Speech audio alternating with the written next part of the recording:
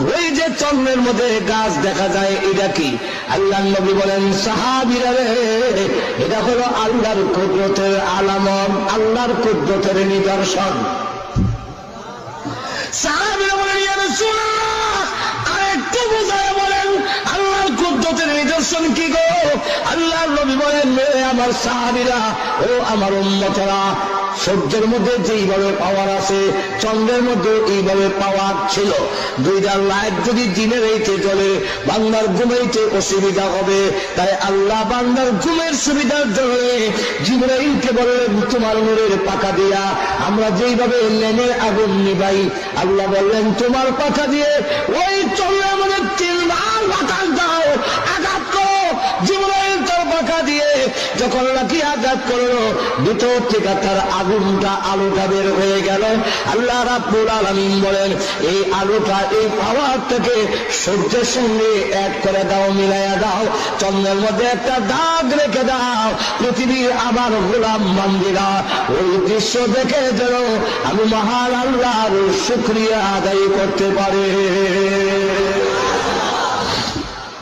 মর্যাদার দিকে লক্ষ্য করুন, 10 জন পুরুষকে যেইভাবে আল্লাহ জান্নাতের সার্টিফিকেট দিয়েছেন, ঠিক তেমনি ভাবে এই পৃথিবীতে 10 জন নারীকে জান্নাতের সার্টিফিকেট দিয়েছে।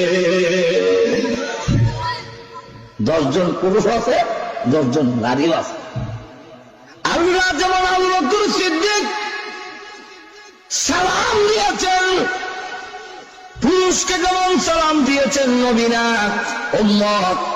উম্মতকে আবু বকর সিদ্দিককে যেমন সালাম দিয়েছেন, আম্মা জান খাদিজাতুল কুবরাকে মহান আল্লাহ সালাম দিয়েছেন।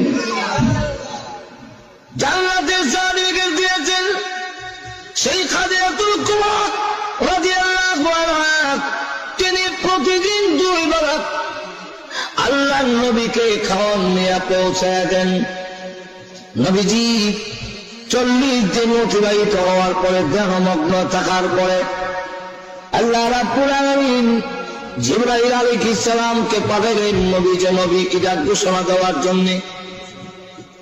আল্লাহ রাসূল রাহমাতুল আলামিন হেরা পর্বতের গুহায়, ওই জবলে নূরের পাহাড়ের হেরা নামক গুহায় তাকায় দেখেন, হঠাৎ করে একজন লোক, এমন আকৃতি আল্লাহর নবী জিন্দেগিতে কোনদিন দেখেন নাই।